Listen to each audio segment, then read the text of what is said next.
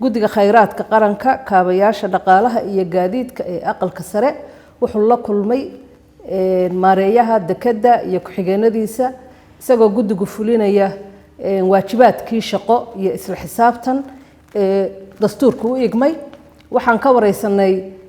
maareeyaha iyo tiimkiisa taariikhda ay leedahay dekedda Muqdisho, shaqooyinka ay qabato,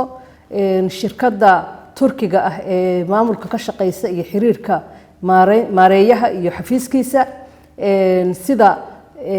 tadawurka ama horumarka ay sameysay shirkaddu dekeddu sanadihii la soo dhaafay.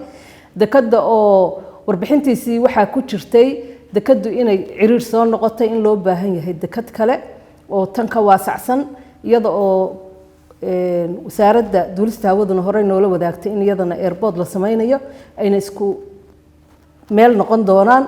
taasoo sahlaysa in ay kor u kacaan adeegsiga dekedda iyo mataqaana in agagaarkeedoo dhan ay noqoto dhul ay dekeddu ka faa'iideysato. dekedda wuxuu noo sheegay ama nala wadaagay riboodyo kor u qaadistii ay samaysay xilliyadii wixii laga soo dejin jiray iyo maanta meeshay marayso. waxyaalaha kale oon aad u rabnay inaan ogaano waxaa ka mid ahaa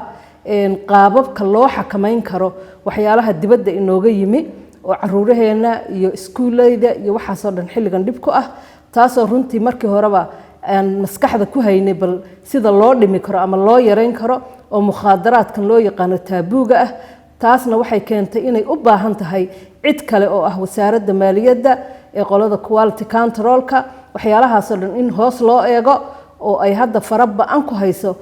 shacab weynaha Soomaaliyeed gaar ahaan ciyaal iskuulka. taasna waan adigu raadkan raaci lahayn waan helnay insha Allah bidnillaahi kariim. waxaan rajaynaynaa inaan wax ka qabanno waxyaalaha kale oo muhiimka ah aan ka faa'iidnay. waxaa ka mid ah